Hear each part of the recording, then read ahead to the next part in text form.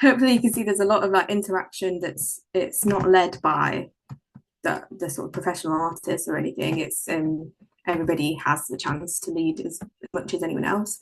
And yeah, I really like this video because it's a space that I would imagine a lot of the people attending probably hadn't seen before, but they're able to kind of interact with the art and that's on the walls and the sound of the echoes of the room and everything in their own way through movement, through touch, through looking. Yeah.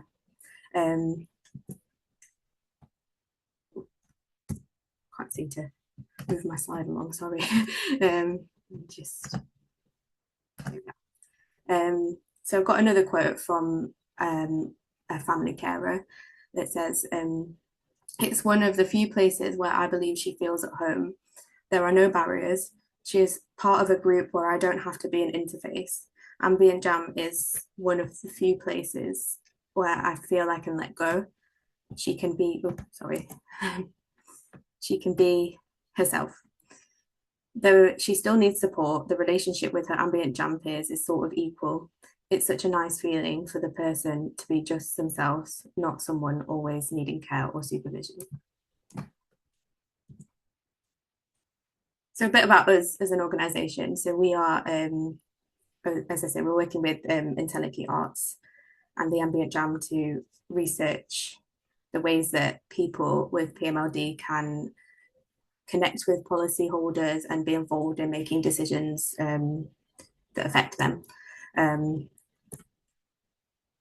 have another quote. Sorry, it's a great opportunity. Oh no, this isn't a quote. Sorry, I do apologise. So Entelechy worked with me on these slides, so I wasn't quite sure the full order. But yeah, it's an opportunity for policyholders and local councillors to learn from people with PMLD, develop sensory literacy skills, and hopefully include the views of people with PMLD when making their decisions.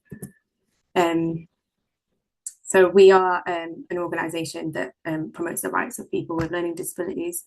So that's through one-to-one advocacy and through our self-advocacy.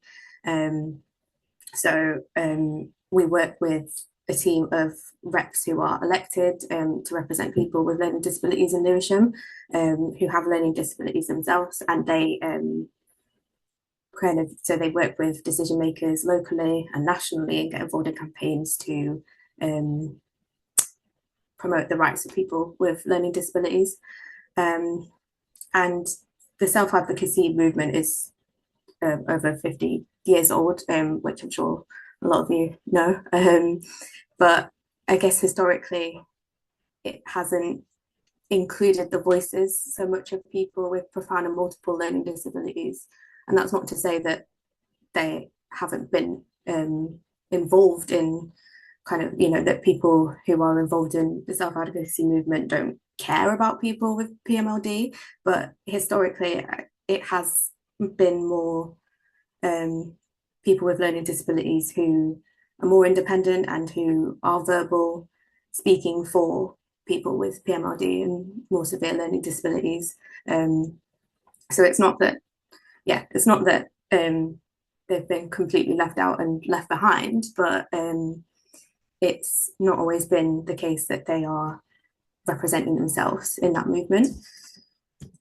So we're working with Entelechy Arts to develop a piece of work that shows how people with PMLD and severe learning disabilities can be involved in the decisions that affect them. So whether that's in their own lives or on a wider kind of like policy making scale. So we've invited decision makers, we've invited our self-advocates, and we've invited our one-to-one advocates to come along, take part in ambient jams and learn about how people can express what they want and what they need. So we've had members from the Lewisham Council, we've had executive directors from the Lewisham Council, we've had the Lewisham councillors, the elected councillors, and we've had our reps at Lewisham Speaking Up and one of our one-to-one advocates. We've also invited MPs. we invited hospital trust managers and other people that make decisions that affect people with PMLD or all of us. And yeah, I mean, so far it's been quite an eye-opening piece of work to see how people who probably say that they represent everyone, well, they do represent everyone and would say they represent people with PMLD, how they kind of interact with people with PMLD. And I say that there's been a lot of good things that we've seen and a lot of really useful feedback we've gotten from the council members and executive directors. I sort of realised I said it like it's like I'm judging them. I'm not. They've really interacted really well with the ambient jam and learned a lot and been sort of willing to say, actually, maybe I haven't understood what people with PMLD might want and need in the past, but I've got ways of doing that in the future. And in terms of going forward, we want to put together a piece of work that captures the views of people with PMLD and the views of the people that have come along to ambient jams. We've got a lot of interviews with the guests that we've had, and we want to put together a multimedia manifesto similar to the What Matters to Me project, and we've been able to sort of speak a lot with Taylor about her experiences and her advice.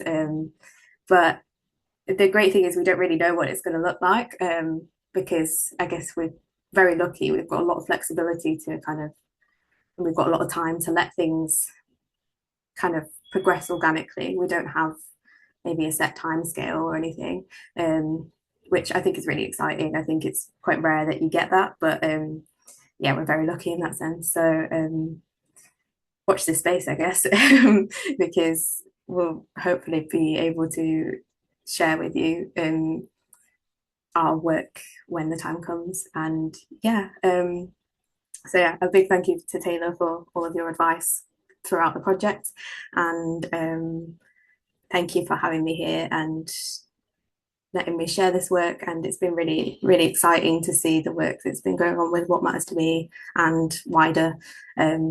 Yeah, thank you very much. And if you have any questions in the chat, we'll be able to look through it as time goes on. Thank you.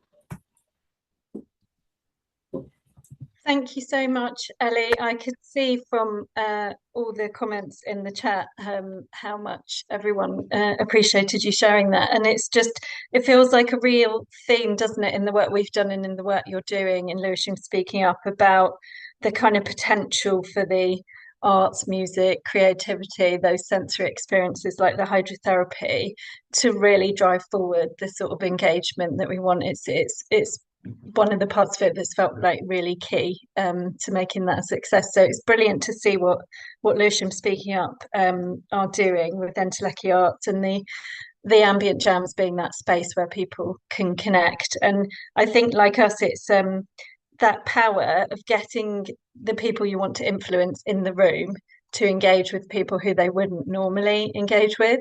It's been, really visceral, kind of how much that's made a difference to what people think. And, we think of influencing, don't we, as like, writing a document, sharing a report, whatever, but that power of connection to actually change the minds of councillors, MPs, the people we're trying to influence when we're trying to affect policy, is really great. So thanks so much, Ellie.